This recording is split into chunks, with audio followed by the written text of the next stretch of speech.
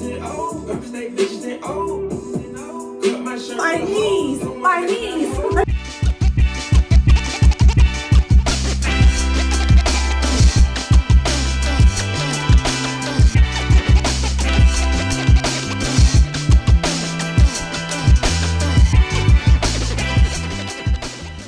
Hey guys, welcome back to Pretty Misunderstood. What are we talking about today?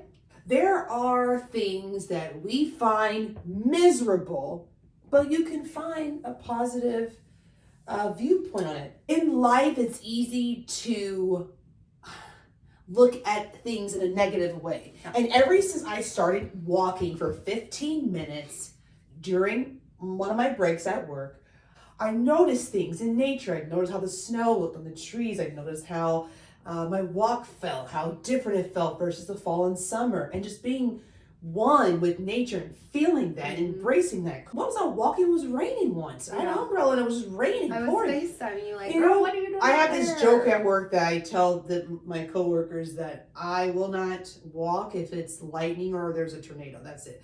If there is rain, I'll walk. If there's snow, I'll walk. And it's so therapeutic. It's Don't all you have an about example? a mindset It shift. is. Mindset, etc., has been something I've been working on extensively the past several years.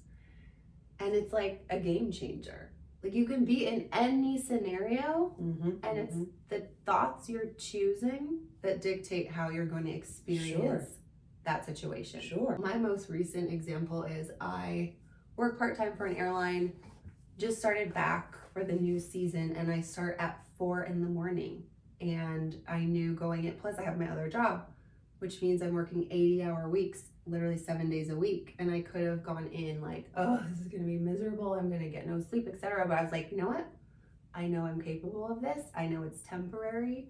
I know that it's leading to an end goal nice vacation of like, trip. yeah, I get to continue This to travel. woman goes everywhere. Every 3 weeks, she's somewhere else in the world. So it's Not like in the state, in the world. a means to a desired end, and so that's how I look at it. And you know, working for an airline is not the most glamorous job, but I just change how I look at it. Like I get to help people on their journey, and sometimes it's a great vacation, sometimes they're going to their mother's funeral, but like I'm like a touch point for them on that journey. And so I look at it as like I have a moment with them. I like that. Thank you. Huh. I have a moment with them where I could just be like going through the motions and like Which, here's your ticket, etc. Or I could like connect and like ask them a question, or you know, or just, sometimes like, you're just over it. sometimes I am, but you can But feel that's out very the few and vibe. far between. I mean, I'm just saying I'm mindful of that, and for Sure. me, that's how I get through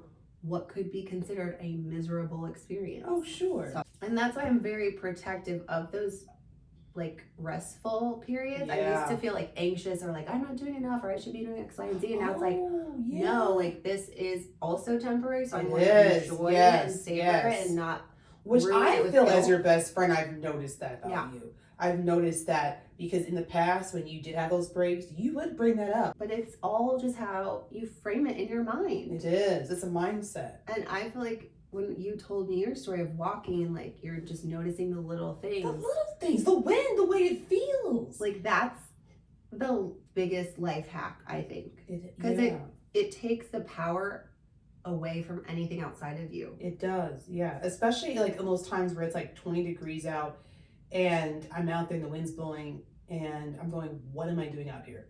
But then after my third lap around the building, I start to feel warm. I start to feel rejuvenated. And then I feel empowered. I feel, wow, I'm embracing this.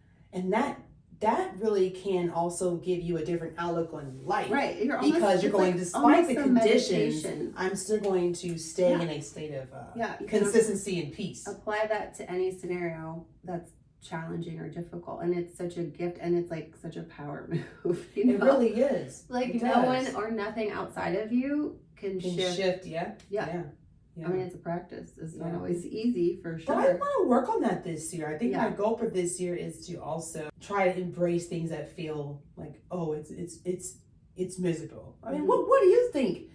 Comment. Put on there. Are there things that you find miserable that you have found that you can appreciate or overcome, like what Sarah says, because there are. And I've noticed that in you so much in the past couple of years, like things that you could really take you out, and you could start spinning over, and it's like you literally stop yourself sometimes mid-sentence and you talk yourself out of it. But this is one of the reasons why I don't like to be a person of excuses.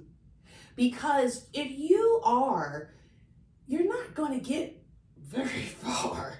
I mean, you're going to find a negative thing in everything. And I got tired of that. I thought that this cannot be good for my body every day, Monday through Friday. I've read about it. That's not good to be that stressed out.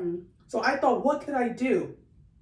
Well, my job was having mandatory overtime hours that we had to complete. And so I thought, well, let me just try to get up and get to work an hour early. Right, set yourself up for success for the day. It's beautiful. And it's a different feeling. It's night and day. Just 30 minutes created that big of a difference in my morning routine to add peace versus me being stressed out. I did it all week. And also, I think it's gratitude, like yes. finding moments for gratitude even in things that are less pleasant.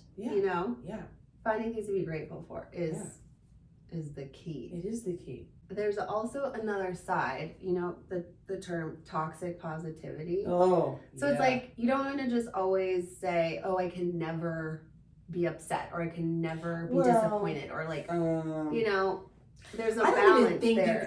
I don't think that you can just ski through life with that attitude. It won't allow you. God won't allow you to do that. It just won't happen. Something will knock your feet off, and you will have to sit in that emotion at some point in your life. So it's like allowing yourself those moments to feel the feels, and like be pissed or whatever.